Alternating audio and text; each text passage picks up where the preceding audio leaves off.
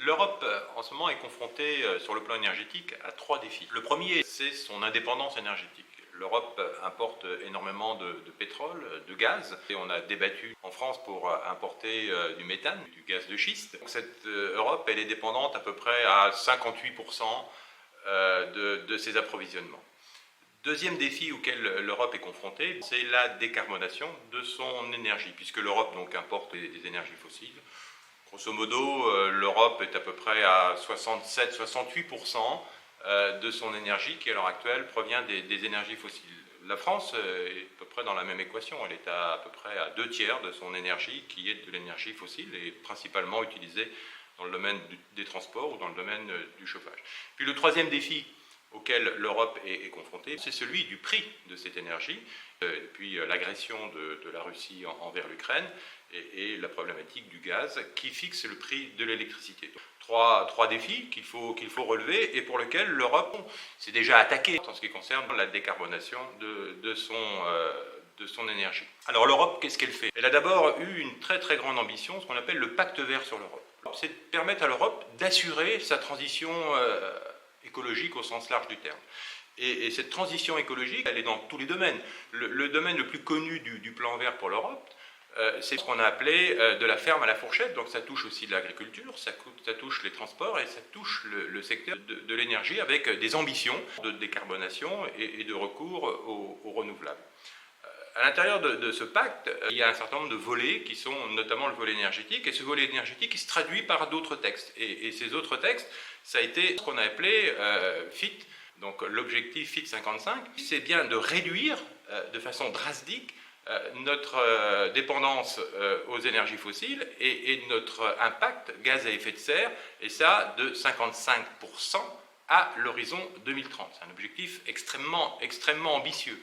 Et pour atteindre cette ambition, là aussi, il faut faire feu de tout bois. Et faire feu de tout bois, c'est quoi? C'est tout simplement de développer le renouvelable. Avec des objectifs, c'est d'arriver à peu près à 45% de renouvelables en 2030. C'est un objectif extrêmement ambitieux puisqu'il a été relevé progressivement et cela depuis 2020. Dans le cadre des mécanismes pour réduire notre empreinte environnementale en ce qui concerne les systèmes énergétiques, il y a le mécanisme de taxation du carbone aux frontières.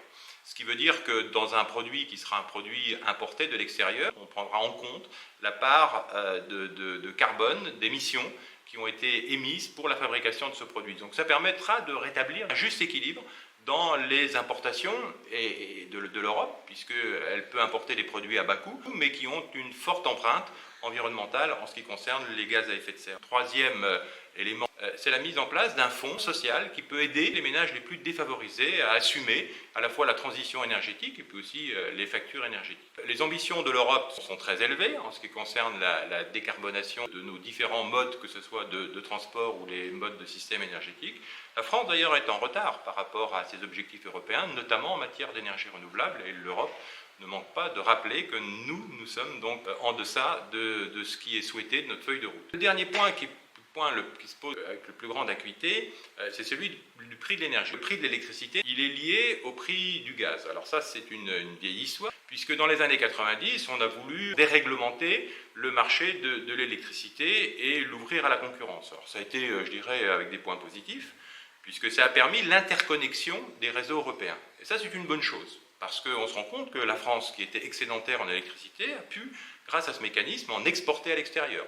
Et qu'au cours de l'année 2022, malheureusement, le phénomène inverse s'est produit, puisque beaucoup de centrales étaient à l'arrêt, donc la France a pu importer de l'électricité. Alors ça ne règle pas le problème du coût, puisqu'il y a eu un effet revers par rapport à cette ouverture à la concurrence, et notamment en France, à partir de 2010, ce qu'on appelait la loi NOM, la nouvelle organisation du marché de l'électricité, on a voulu favoriser l'arrivée d'opérateurs alternatifs. Il y avait un monopole d'État avec EDF, donc on a imposé à EDF de vendre de l'électricité à des concurrents pour favoriser ces concurrents et pour qu'ils puissent eux-mêmes se doter de systèmes énergétiques qui soient ainsi concurrentiels. Donc ça a été l'accès régulé à l'électricité nucléaire historique, l'acronyme ARENH. Et ça a été un échec dans la mesure où il n'y a pas eu de nouveau système de production, mais ça a été plutôt fait les beaux jours des courtiers qui ont revendu plus cher de l'électricité qu'ils avaient acheté moins cher sans pour autant se doter de systèmes de production. À l'heure actuelle, ce système de l'Arenh a mis en grande difficulté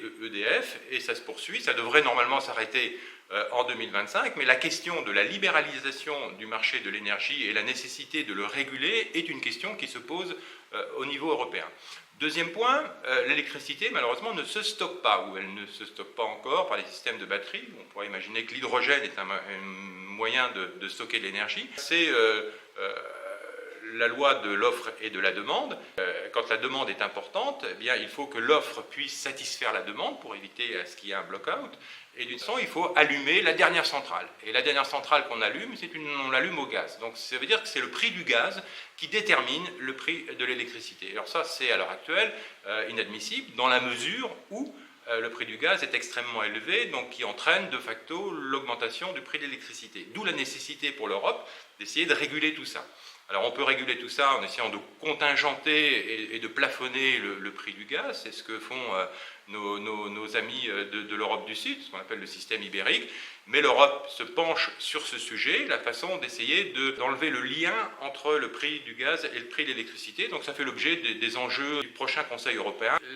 La position socialiste se déroule dans plusieurs domaines. Le premier des domaines, c'est que tout le monde est conscient que l'énergie, elle est liée à un modèle de développement, à un mode de vie. La première des questions qu'il faut se poser, c'est est-ce que notre mode de vie qui est en hyperconsommation d'énergie est adapté à la situation actuelle? L'Europe en est tout à fait consciente, elle a travaillé dans ce domaine, c'est de dire il faut réduire notre consommation. Donc ça veut dire une forme de sobriété, mais une sobriété qui ne soit pas une sobriété subie, mais une sobriété choisie à travers un nouveau modèle de développement. Deuxièmement, il faut accompagner les ménages les plus fragiles. La nécessité de faire en sorte que ceux qui souffrent à l'heure actuelle de la hausse du prix puissent être compensés de la meilleure façon possible. La troisième, c'est aussi de continuer à faire des économies d'énergie. Nous, on se bat énormément sur l'isolation thermique des bâtiments. Et en France, on peut dire qu'on a énormément de retard dans ce domaine. Ensuite, il y a une grande question, est-ce que l'énergie est un bien public ou est-ce que c'est un bien privé? L'initiative privée a eu ses limites. On voit très bien avec le débat sur la renationalisation d'EDF qu'il faut peut-être un pôle public de l'électricité ou un pôle public de l'énergie, parce que l'énergie est un bien fondamental. Le marché ne peut pas s'autoréguler et il a désormais ses limites, d'où la nécessité de repenser au niveau européen un nouveau modèle énergétique.